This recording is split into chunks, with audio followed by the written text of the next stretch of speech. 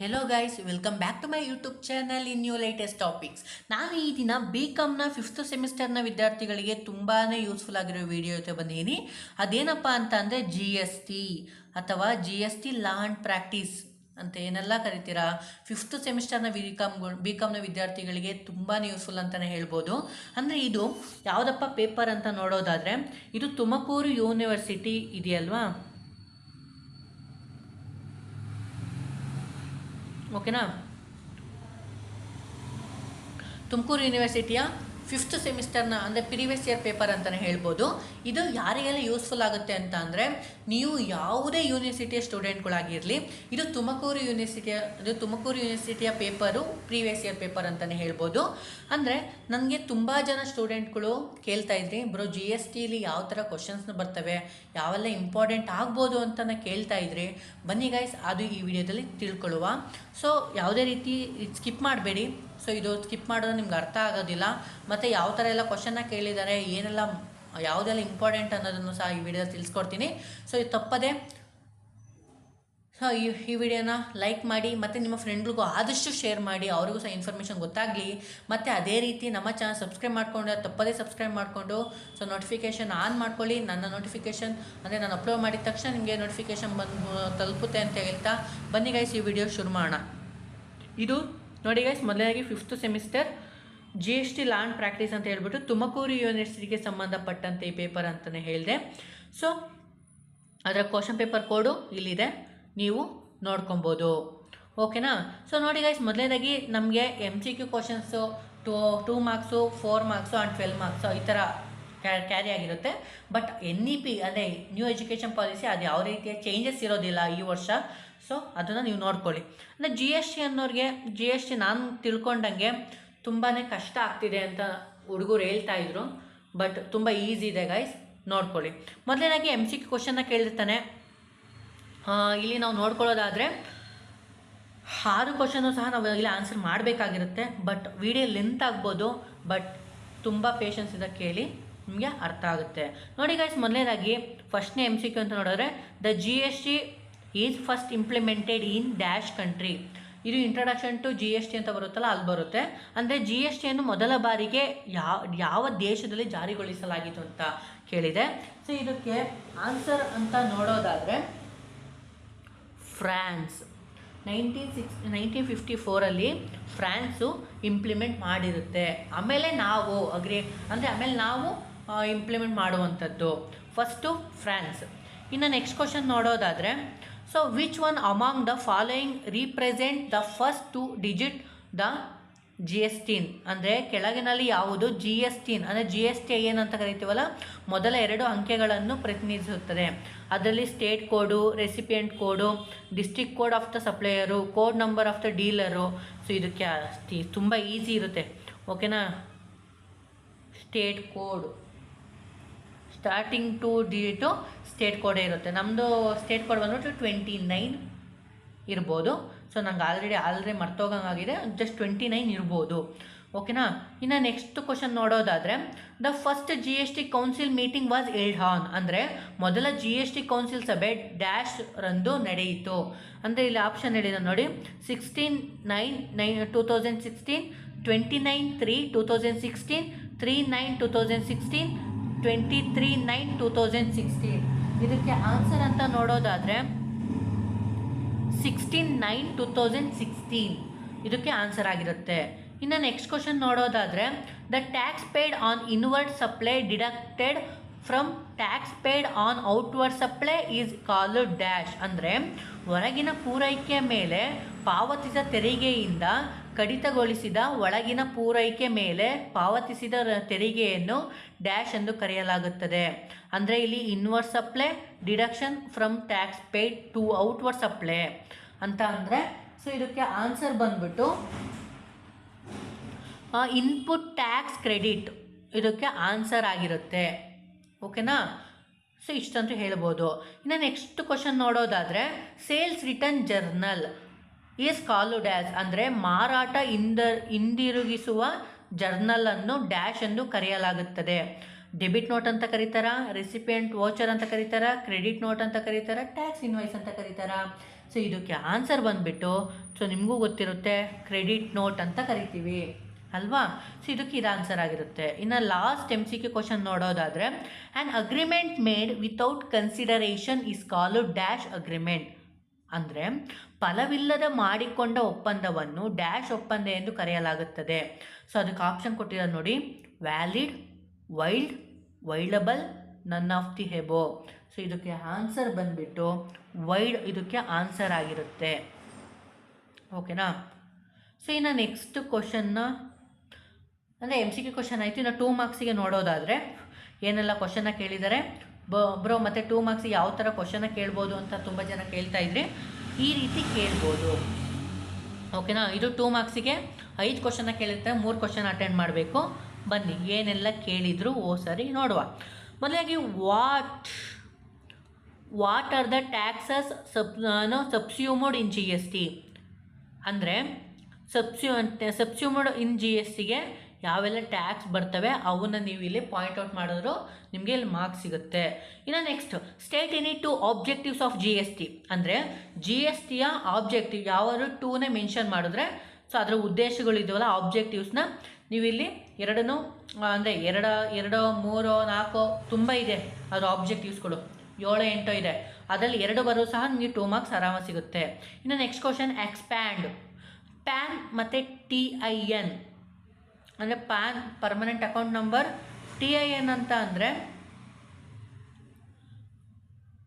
Tax deduction ಸೋರ್ಸ ಏನೋ ಬರುತ್ತೆ, ಅದನ್ನು ನೀಟಾಗಿ ನೋಡ್ಕೊಳ್ಳಿ.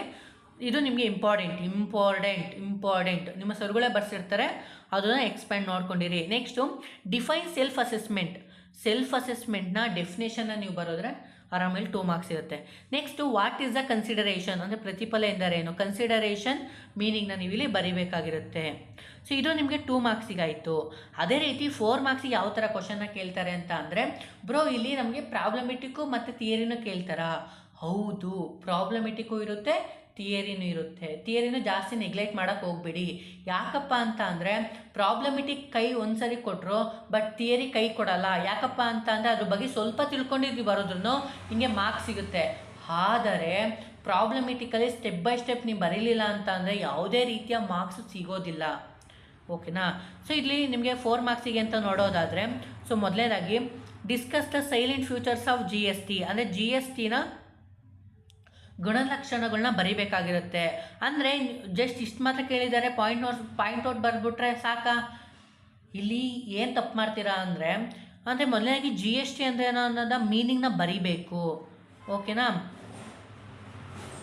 ಓಕೆ, ಮೀನಿಂಗ್ನ ಬರೆದು ಅನಂತರ ಪಾಯಿಂಟ್ನ ಬರೆದು ಅದಕ್ಕೆ ಸ್ವಲ್ಪ ಡೆಫಿನೇಷನ್ನ ಕೊಟ್ಟರೆ ತುಂಬ 4 ಮಾರ್ಕ್ಸು ಕೊಡ್ತಾರೆ. ಓಕೆನಾ. ಇನ್ನು next question explain the briefly about mixed supply and composite supply.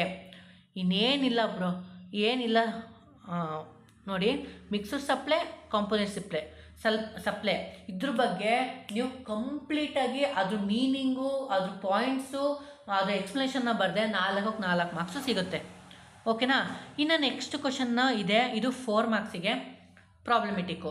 ಅಂದರೆ ಇದು ತುಂಬ ಈಸಿ ಇದೆ ಗೈಸ್, ನನಗಂತೂ ತುಂಬ ಇಷ್ಟ ಇದು. ಈ ಪ್ರಾಬ್ಲಮೆಟಿಕ್ ಮಾಡಬೇಕು ಅಂದರೆ ಏನು ಕೇಳಿದ್ದಾನೆ, the accordance with the provisions of the section 12 the CGST Act 2017 determine the time of supply for the following independence cases. ಅಂದರೆ ಇಲ್ಲಿ ಟೈಮ್ ಆಫ್ ಸಪ್ಲೈನ ಕೇಳಿದ್ದಾನೆ, ಬಟ್ ತುಂಬ ಈಸಿ ಇರುತ್ತೆ. ಇಲ್ಲಿ ಕೊಟ್ಟಿದ್ದಾನೆ date of removal of goods, date of invoice, goods made, available receipt, date of receipt on payment. ಅಂದರೆ ಅವ್ನು ರಿಸಿಪ್ಟ್ ಆದಮೇಲೆ ಇಷ್ಟು ತಿಂಗಳಿರುತ್ತೆ, ಅಂದರೆ ಇಷ್ಟು ತಿಂಗಳಲ್ಲಿ ಅವ್ನು ವಾಪಸ್ ಮಾಡಿದ್ರೆ ಅಂದರೆ ಇಷ್ಟು ದಿನಗಳಲ್ಲಿ ಇಷ್ಟು ದಿನಗಳ ಇಲ್ಲ ತಿಂಗಳೆಲ್ಲ ವಾಪಸ್ ಮಾಡಿದ್ರೆ ಅವನಿಗೆ ಇಂಥದ್ದು ಅಂತ ಹೇಳಿರ್ತಾನೆ. ಸೊ ಇಲ್ಲಿ ರಿಮೂವಲ್ ಬರಲ್ಲ, ಯಾವ ಡೇಟಲ್ಲಿ ಇನ್ವಾಯ್ಸ್ನ ಹಾಕಿದ್ದಾನೆ ಅದು ಸಹ ಮ್ಯಾಟರ್ ಆಗುವಂಥದ್ದು. ಮತ್ತು ಅವನು ರೆಸಿಪ್ಟ್ ಹಾಕೋದೆಲ್ಲ ಇಂಪಾರ್ಟೆಂಟು, ಅದು ಯಾವ ಯೂಸ್ ಆಗಿದೆ, goods of supply, time of supply, ಇದು ಸಹ ನಿಮ್ಗೆ ಇಂಪಾರ್ಟೆಂಟು. ಇದೇ ಜಸ್ಟ್ ಇದನ್ನ ನೋಡಿಕೊಂಡು ಇಲ್ಲ ಸ್ಕ್ರೀನ್ಶಾಟ್ ತೊಗೊಂಡು ಆರಾಮಾಗಿ ನೀವು ಮಾಡ್ಕೊಳ್ಳಿ, ನಿಮಗೆ ತುಂಬ ಈಸಿ ಆಗುತ್ತೆ. ಸೊ ಇದನ್ನು ಸುಮ್ಮನೆ ಎಕ್ಸ್ಪ್ಲೇನ್ ಮಾಡ್ಕೊತ ಕೂತ್ಕೊಂಡ್ರೆ ಟೈಮ್ ಆಗುತ್ತೆ. ಓಕೆನಾ. ಇನ್ನು ನೆಕ್ಸ್ಟ್ ಕ್ವಶನ್ನ ನೋಡೋದಾದರೆ ಇದು ತುಂಬ ಈಸಿ ನೋಡಿ. Calculate the GST payable by the registered dealer. ಅವನು ರಿಜಿಸ್ಟರ್ಡ್ ಡೀಲರ್ ಅಂತೆ. Next is Bengaluru from the following details in rate GST applicable 12%. ಅವನೇನು ಹೇಳಿಲ್ಲ ಅಂತ ಅಂದರೆ IGSTಗೆ 12% ಕೊಡಬೇಕು. ಓಕೆನಾ, ಇದು ನಿಮಗೆ ಮಸ್ಟ್ ಇನ್ಸ್ಟರ್ಡ್. ನೋಡಿ, ಸೇಲ್ ಮಾಡ್ತಾ ಇದ್ದಾನೆ, ಸೇಲ್ ಮೇಡ್ ರಿಜಿಸ್ಟರ್ಡ್ ಡೀಲರ್ಗೆ ಸೇಲ್ ಮಾಡ್ತಾನೆ ಧಾರವಾಡ. ಇದೇನಾಗುತ್ತೆ CGST ಮತ್ತು ಇನ್ನೇನಾಗುತ್ತೆ SGST ಆಗುತ್ತೆ. ಇನ್ನು sales made in the registered dealer in Karwar, ಇದು CGST SGST ಆಗುತ್ತೆ. Goods transfer for the branch ಇನ್ ಮೈಸೂರು, ಇದು CGST SGST ಆಗುತ್ತೆ. Next the following are the return made by the dealer. ಅವನು ರಿಟರ್ನ್ನ ಕೊಡ್ತಾ ಇದ್ದಾನೆ ನೋಡಿ. Goods return from the dealer of the Dharwad. ಇಲ್ಲಿ first ಕೊಟ್ಟಿದ್ನಲ್ವ 3,50,000ಗೆ, Dharwad 40,000 with one month, within 1 ಮಂತಲ್ಲಿ ಕೊಡ್ತೀನಿ ಅಂತ ಹೇಳಿರ್ತಾನೆ. ಗೂಡ್ಸ್ ರಿಟರ್ನ್ ಮಾಡಿರ್ತಾನೆ. ಓಕೆನಾ. Goods return from the dealer in Karwar after 8 months 5,000. ಓಕೆನಾ. ಸೊ ಇದಕ್ಕೆ ಕೆಲವೊಂದು ಅಡ್ಜಸ್ಟ್ಮೆಂಟ್ ಬರುತ್ತೆ, ನಿಮ್ಗೆ ಹೇಳ್ಕೊಟ್ಟಿರ್ತಾರೆ. ಸೊ ಈ ಥರ ನೀವು ನೋಡಿಕೊಂಡ್ರೆ ನೀವು ರಿಜಿಸ್ಟರ್ ಅಂದರೆ GST ಅಪ್ಲಿಕಬಲ್ ಯಾವುದಕ್ಕೆಲ್ಲ ಆಗುತ್ತೆ ಅಂತ ನಿಮ್ಗೆ ಚೆನ್ನಾಗಿ ಗೊತ್ತಿದ್ರೆ GST ಪೇಯಬಲ್ ಆರಾಮ ಮಾಡ್ಕೊಬೋದು. ಕ್ಯಾಲ್ಕುಲೇಟ್ ಆಫ್ GST ಪೇಯಬಲ್ ಅಂತಲೇ ಪ್ರಾಬ್ಲಮೆಟಿಕ್ ಮಾಡ್ಬೋದು. ಇನ್ನು ನೆಕ್ಸ್ಟ್ ಕ್ವಶನ್ ನೋಡೋದಾದರೆ 4 ಮಾರ್ಕ್ಸಿಗೆ ನೋಡಿ. Hotel Oberoi group of company provide the following servers within the state Karnataka from the it various establishment compute the GST payable from the month of March. ಅವನು GST payable ಬಗ್ಗೆ ತಿಳಿಸ್ಕೊಟ್ಟಿದ್ದಾನೆ. So ನೋಡ್ಕೊಳ್ಳಿ. ಅಂದರೆ ನೋಡಿ ಗೈಸ್, ಮೊದಲನೇದಾಗಿ supply of food or drink in the restaurant not have facility in air conditioning at 12% GST 40,000. ಅಂದರೆ ಇಲ್ಲಿ with air ಹೇಳಿದ್ದಾವೆ, ವಿತ್ ಏರ್ ಕಂಡೀಷನ್ ಹೇಳಿದ್ದಾನೆ. ಅಲ್ಲಿ ಕೆಲವೊಂದು ಬೇರೆನೇ ಪರ್ಸೆಂಟೇಜ್ ಬರ್ತವೆ. ಓಕೆನಾ, ಅದನ್ನು ನೋಡಿಕೊಂಡು ಇದನ್ನು ನೋಡಿಕೊಂಡು, ಬಟ್ ಇಲ್ಲಿ ಮೆನ್ಷನ್ ಮಾಡಿದ್ದಾನೆ, ಇದಕ್ಕೇ ಫೈನಲ್ ಮಾಡಿಕೊಂಡು ನೀವು ಕೊಡಬೇಕಾಗುತ್ತೆ. Next supply of food and drink restaurant in having license serve ಲಿಕ್ಕರ್ಗೆ ಸಪ್ರೇಟ್ ಬರುತ್ತೆ ಪರ್ಸೆಂಟೇಜು, ಟ್ಯಾಕ್ಸ್ ಪರ್ಸೆಂಟೇಜು. ಅದನ್ನ 80% GST 1,20,000ಗೆ ನೀವು ಕೊಡ್ತೀರಾ.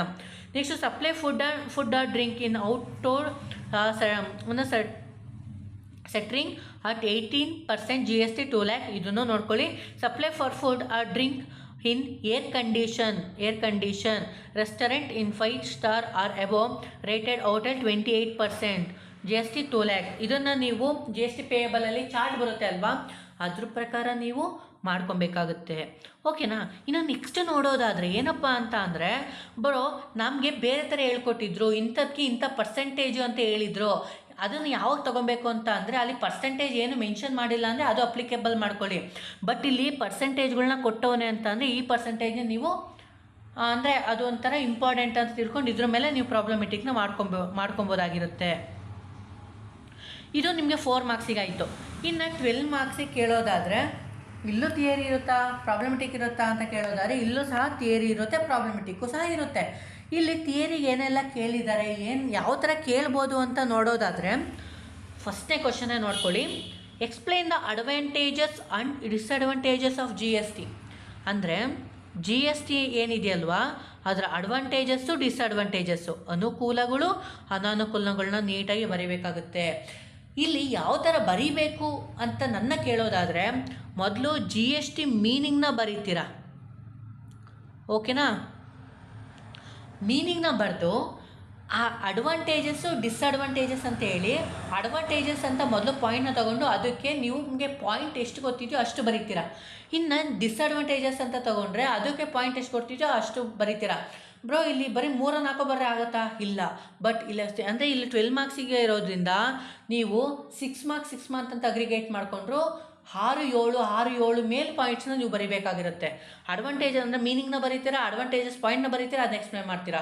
ನೆಕ್ಸ್ಟ್ ಡಿಸ್ಅಡ್ವಾಂಟೇಜಸ್ನ ತೊಗೊತೀರಾ, ಪಾಯಿಂಟ್ನ ಬರೀತೀರಾ, ಎಕ್ಸ್ಪ್ಲೇನ್ ಮಾಡ್ತೀರಾ. ಇದು 12 ಮಾರ್ಕ್ಸಿಗೆ ಮುಗೀತು. ಅಂದರೆ ಈ ಥರ ಯಾವ ಥರ ಕೇಳ್ಬೋದು, ಆಬ್ಜೆಕ್ಟ್ ಕೇಳ್ಬೋದು, ಸ್ಕೋಪ್ ಹೇಳ್ಬೋದು, ಸೊ ಇಂಪಾರ್ಟೆನ್ಸ್ ಕೇಳ್ಬೋದು. ಓಕೆ, ಈ ಥರ ಎಲ್ಲ ಬರುತ್ತೆ. ಓಕೆನಾ, ನೋಡ್ಕೊಳ್ಳಿ. Next explain the structure, powers and functions of GST council. GST ಕೌನ್ಸಿಲ್ನ ಪವರು, ಫಂಕ್ಷನ್ನು, ಸ್ಟ್ರಕ್ಚರು ಇವೆಲ್ಲನೂ ಸಹ ನೀವು ಬರೀಬೇಕಾಗಿರುತ್ತೆ. ಅಂದರೆ GST ಕೌನ್ಸಿಲ್ ಅಂದರೆ ಏನು, ಯಾವಾಗ ಸ್ಟಾರ್ಟ್ ಆಯಿತು, ಅದರ ಸ್ಟ್ರಕ್ಚರ್ ಏನು, ಪವರ್ ಏನು, ಫಂಕ್ಷನ್ ಏನು, ಪಾಯಿಂಟ್ಸ್ ಹಾಕಿ ಅಂದರೆ ಫುಲ್ ಕಂಪ್ಲೀಟಾಗಿ ನೀವು ಬರೀಬೇಕಾಗಿರುತ್ತೆ. ಜಿ ಎಸ್ ಟಿ ಕೌನ್ಸಿಲ್ ಅಂದರೆ ತುಂಬ ತುಂಬ ತುಂಬ ಇಂಪಾರ್ಟೆಂಟ್. ಇದು ತುಂಬ ಇಂಪಾರ್ಟೆಂಟು ಗೈಸ್, ಓಕೆನಾ. ಇನ್ನು ನೆಕ್ಸ್ಟ್ ಕ್ವಶನ್ ನೋಡೋದಾದರೆ ಪ್ರಾಬ್ಲಮೆಟಿಕ್ ಬರುತ್ತೆ. ಸೊ ಪ್ರಾಬ್ಲಮೆಟಿಕಲಿ ಮೊದಲನೇದಾಗಿನೇ ಕೇಳೋದು ನೋಡಿ,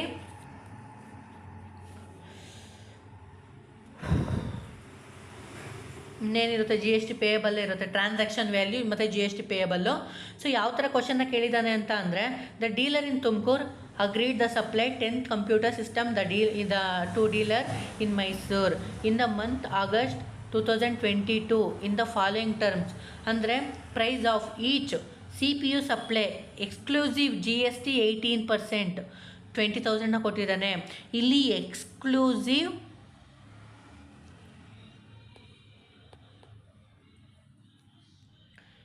ಎಕ್ಸ್ಕ್ಲೂಸಿವು ಮತ್ತು ಇನ್ಕ್ಲೂಸಿವು ಇಲ್ಲಿ ತುಂಬಾ ಮ್ಯಾಟರ್ ಆಗುತ್ತೆ, ಓಕೆನಾ.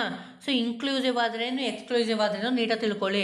Next price of each desktop supplied exclusive ನಾನು ಹೇಳಿದೆ ತಾನೇ 12%, ಇದು 7,840. ಇನ್ನು packing for the transportation 2,000, transport charges in recipient place charge 4,000, ಇದು separately in invoice. Next commission pay to the agent to fix up agreement for the sale 4,000, late fee charged to buyer for the delayed 2,000. next supply received from the NGO which was directly linked in the price goods. NGO ಬಂದಾಗಲೇ ಬೇರೆ percentage ಬರುತ್ತೆ, ಅದನ್ನು ಬೇರೆ ಥರನೇ ನಾವು ಕಾಂಪನ್ಸೇಷನ್ನ ಕೊಡ್ತೀವಿ, ಅದನ್ನು ನೋಡ್ಕೊಳ್ಳಿ. 2,000, ಸೊ 25,000. ಸಬ್ಸಿಡರಿ ರಿಸೀವ್ಡ್ಗೆ ಬೇರೆ ಥರ ಬರುತ್ತೆ. From the government which was the directly linked price of goods 10,000 ಅಂತ ಹೇಳಿದ್ದಾನೆ. ಇನ್ನು ನೆಕ್ಸ್ಟ್ ಅದಕ್ಕೋಸ್ಕರ ಬೇರೆ ಥರನ ಅಡ್ಜಸ್ಟ್ಮೆಂಟ್ನ ಕೊಟ್ಟಿದ್ದಾನೆ ನೋಡಿ. The dealer supply the following essential item along with the CPU. ಇಲ್ಲಿ 10 keep pads supplied along with the desktop costing 400 each and GST applicable 12%. ಇದು ಸಹ ಇಂಪಾರ್ಟೆಂಟ್. ಇನ್ನು next 10 mouses supplied along the desktop costing 500 each and rate GST applicable 12%. Cost operating software supplied for all the system 20,000 GST applicable software in 5%. Supply discount 4,000 given the advance 1 lakh is the paid with order in buyer has paid the advance within the order. ಇಲ್ಲಿ transaction ವ್ಯಾಲ್ಯೂನು ಕೇಳಿದ್ದಾನೆ, GST payable ಕೇಳಿದ್ದಾನೆ, August 2022. So ಇದ್ರ ಮೇಲೆ ನೀವು ಆರಾಮಾಗಿ ಅಂದರೆ step by ಸ್ಟೆಪ್ನ ನೀವು ಮಾಡ್ಕೊತಾ ಬಂದರೆ ಆರಾಮಾಗಿ ಕ್ಲಿಯರ್ ಮಾಡ್ಬೋದಾಗಿರುತ್ತೆ. ಇನ್ನು ನೆಕ್ಸ್ಟ್ ಕ್ವಶನ್ ನೋಡೋದಾದರೆ ಅದೇ ಕನ್ನಡದಲ್ಲಿದೆ ಅಷ್ಟೇ. ಇನ್ನು 12 ಮಾರ್ಕ್ಸಿಗೆ ಅಂತ ನೋಡೋದಾದರೆ ಇನ್ನು next question within the state ಅಂದರೆ CGST SGST ಅಂದರೆ ಅದು ಟ್ಯಾಕ್ಸ್ ಲಯಬಿಲಿಟಿ ಬರುತ್ತೆ ಅಲ್ವಾ, ಅದ್ರ ಮೇಲೆ ಇದು ಈ ಕ್ವಶನ್ ಇರೋಂಥ. From the following details compute the value taxable service GST liability. ಎಲ್ಲೋನಲ್ಲ ಟ್ಯಾಕ್ಸ್ ಲಯಬಿಲಿಟಿ ಅಂತ ಹೇಳ್ತಾ ಇದು ಅದೇ ನೋಡಿ ಮ್ಯಾಥ್ಸ್ ಏನು ಸೆಪ್ಟೆಂಬರು 2022 ಆಲ್ ದ ಇಲ್ಲಿ ಪ್ರತಿಯೊಂದು ಪಾಯಿಂಟ್ ಸಹ ಇಲ್ಲಿ ತುಂಬ ಇಂಪಾರ್ಟೆಂಟು ನೋಡಿ. All the services are the rendered within the state, ಎಲ್ಲ ಟ್ರಾನ್ಸಾಕ್ಷನ್ನು ಸಹ ವಿತಿನ್ ದ ಸ್ಟೇಟೇ ಆಗಿದೆ, ಅದನ್ನು ನೀವು ನೀಟಾಗಿ ಮೈಂಡಲ್ಲಿ ಇಟ್ಕೊಳ್ಳಿ. ಅಂದರೆ CGST ಆ್ಯಂಡ್ SGST 9% ಈಚ್ ಅಂತ ಹೇಳಿದ್ದಾನೆ.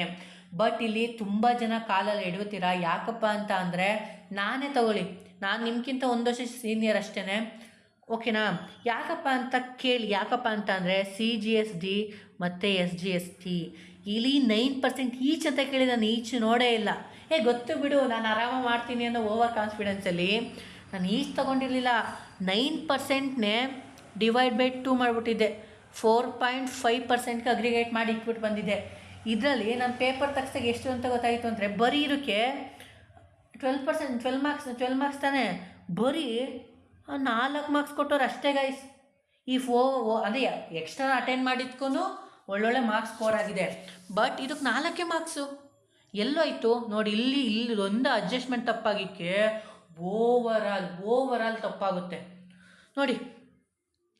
Services provide the foreign displacement mission 6 lakh, advertisement print media 5 lakh, services by way private tuition tuition 80,000, speed post services 70,000, value free services rendered friend 2 lakh, certification for the exchange control purpose 1 lakh. Next secretarial auditing 25,000, fees act of liquidator 3 lakh, vacant land used for architecture 10 lakh. So services related to supply from the labor 2,50,000. ಇದಕ್ಕೆ ಅದರದೇ ಆದಂತಹ tax liability ಬರುತ್ತೆ. ನೀವು ಅಲ್ಲಿ ನೀಟಾಗಿ ನೀವು format wise ಹಾಕ್ಕೊಂಡು step by step ಮಾಡಿ ಆರಾಮಾಗಿ ಮಾರ್ಕ್ಸ್ ಸಿಗುತ್ತೆ. ಬಟ್ ಪ್ರತಿಯೊಂದು ಪಾಯಿಂಟು ಇಂಪಾರ್ಟೆಂಟು. ಇದು ಲಾಸ್ಟ್ನೇ ಕ್ವಶನ್ನು ನೋಡಿ. ಇದು GST ಲಯಬಿಲಿಟಿ GST ಲಯಬಿಲಿಟಿ ಅಂತ ಬರುತ್ತಲ್ವ, ಅದ್ರ ಮೇಲೆ ಮಾಡ್ಕೊಳ್ಳುವಂಥದ್ದು ನೋಡ್ಕೊಳ್ಳಿ. ಓಕೆನಾ. ನೋಡಿ, the following details the purchases, sales etcetera for the misters ಏನಾಗಿದೆ RNS company, registered dealer, Karnataka registered dealer. The month March 2023 compute the GST liability March 2023 ಅಂತ ಹೇಳಿದ್ದಾನೆ. ಇಲ್ಲಿ GST ಲಯಬಿಲಿಟಿ ಮಾಡ್ಕೊಬೇಕಂತಂದಾಗ ಅದು ನಮ್ಮ ಸ್ಟೇಟಿ ವಿತಿನ್ ದ ಸ್ಟೇಟಾ ಔಟರ್ ಸ್ಟೇಟಾ ಅದನ್ನು ನೀವು ನೋಡ್ಕೊಬೇಕಾಗುತ್ತೆ. ಅಂದರೆ ಅದು CGST ಬರುತ್ತಾ, SGST ಬರುತ್ತಾ, IGST ಬರುತ್ತಾ, UGGST ಬರುತ್ತಾ, ಅದೆಲ್ಲ ಮ್ಯಾಟರ್ ಆಗುತ್ತೆ. ನೋಡಿ ಗೈಸ್, ಮೊದಲಿಗೆ purchase of raw material from the Bengaluru 5,000, unit to 10 rupee unit, GST 5%, ಅದಕ್ಕೆ 50,000 ಅಂತ ಹೇಳಿದ್ದಾನೆ. Purchase of raw material from the SEZ ಬಂದಾಗ ಅದರದೇ ಆದಂತಹ ಒಂದು ಪರ್ಸೆಂಟೇಜ್ ಇರುತ್ತೆ. ಟ್ಯಾಕ್ಸಲ್ಲಿ ಸ್ವಲ್ಪ ಡಿಡಕ್ಟ್ ಆಗುತ್ತೆ SEZ ಇದ್ದಾಗ, ಅದನ್ನು ನೀವು ಅಡ್ಜಸ್ಟ್ಮೆಂಟ್ ನೋಡ್ಕೊಳ್ಳಿ. ನೆಕ್ಸ್ಟು ಇದರಲ್ಲಿ 2,000 ಯೂನಿಟ್ 20 ರೂಪೀಸ್ ಇನ್ಕ್ಲೂಸಿವ್. ಆ್ಯಡ್ ಮಾಡಬೇಕಾ ಲೆಸ್ ಮಾಡಬೇಕಾ ನೋಡ್ಕೊಳ್ಳಿ.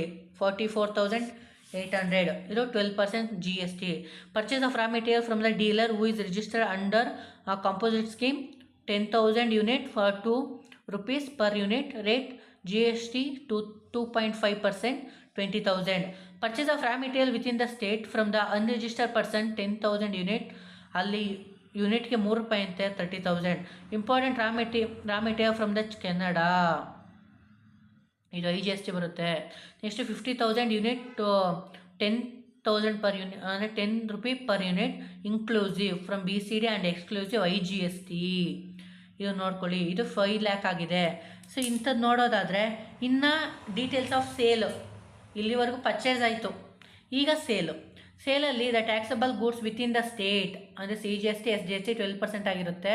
ಸೊ 12% ಆದರೆ ಸೊ ಅಲ್ಲಿಗೆ 6% ಅಗ್ರಿಗೇಟ್ ಮಾಡಿಬಿಡಿ. So 50,000. So sale of goods of dealer Pondicherry exempted from the levy GST. Goods and manufacture from the raw material purchase from the Bengaluru purchase ಮಾಡಿದಂತೆ ಅವ್ನು ಪಾಂಡಿಚೇರಿ ಎಕ್ಸಮ್ಟೆಡ್ನ ಕೊಟ್ಟಿದ್ದಾನೆ.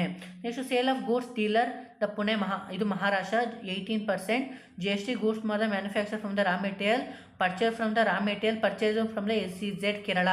ಅಂದರೆ SEZಲ್ಲಿ ನಾವು ಪರ್ಚೇಸ್ನ ಮಾಡ್ತಾ ಇದ್ದರೆ ಅದಕ್ಕೆ ನಾವು ಟ್ಯಾಕ್ಸ್ ಕಟ್ಟಬೇಕಾಗುತ್ತೆ. ಸೇಲ್ನ ಮಾಡ್ತಿದ್ದರೆ ಟ್ಯಾಕ್ಸ್ನ ಕಟ್ಟೋ ಆಗಿಲ್ಲ, ಅದು ಪ್ಯೂರ್ಲಿ ಎಕ್ಸಮ್ಟೆಡ್ ಆಗುತ್ತೆ. ಸೊ ಅದು ನೋಡ್ಕೊಳ್ಳಿ. 80,000. Export from the finished goods from the Sri Lanka. Goods for manufacture from the raw material important Canada 6 lakh. ಇದು sale of goods unit situated in SEZ Karwar Karnataka. Goods for manufacture from the raw material purchase from the unregistered ಡೀಲರ್ನ ತೊಗೊಂಡಿರ್ತಾನೆ, purchase ಮಾಡಿರ್ತಾನೆ 2 lakh. Okay, ಇದನ್ನು ನೀವು ಯಾವ ಥರ ಮಾಡ್ಕೋತೀರಾ ಅಂತಂದರೆ ನಿಮ್ಮ ಸರ್ ಮುಂಚೆನೇ ಹೇಳಿರ್ತಾರೆ ನಿಮ್ಮ ಲೆಕ್ಚರರ್ಗಳು. ಮೊದಲು ಸೇಲ್ನ ತೊಗೊಬೇಕು, ಮೊದಲು ಸೇಲ್ನ ತೊಗೊಬೇಕು, ಆಮೇಲೆ ಪರ್ಚೇಸ್ನ ತೊಗೊಬೇಕು, ಆಮೇಲೆ ಸೇಲ್ನ ಲೆಸ್ ಮಾಡಬೇಕು, ಆಮೇಲೆ ಟ್ಯಾಕ್ಸ್ ಲಯಬಿಲಿಟಿ ಬರುತ್ತೆ, ಆಮೇಲೆ ಅದಕ್ಕೆ ಪರ್ಸೆಂಟನ್ನು ಕೊಟ್ಟು CGST SGST ನೋಡಿಕೊಂಡು ಟ್ಯಾಕ್ಸ್ ಲಯಬಿಲಿಟಿ ಮಾಡಬೇಕು ಅಂತ ಹೇಳಿರ್ತಾರೆ. ಸೇಮ್ ಅದೇ ಥರ ಮಾಡ್ಕೊಳ್ಳಿ, ತುಂಬಾ ಈಸಿ ಆಗುತ್ತೆ.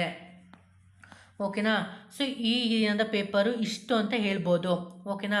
ನಿಮಗೆ GST ಅಂತ ಏನಿತ್ತಲ್ವ, ಇಲ್ಲಿವರೆಗೂ ನಾನು ಎಕ್ಸ್ಪ್ಲೇನ್ ಮಾಡಿದ್ದು ಯಾರಿಗೆಲ್ಲ ಟಫ್ ಅನ್ನಿಸ್ತೋ ಒಂದು ಬಾರಿ ಕಮೆಂಟ್ನ ಮಾಡಿ, ನಾನು ಸ್ವಲ್ಪ ತಿಳ್ಕೊತೀನಿ.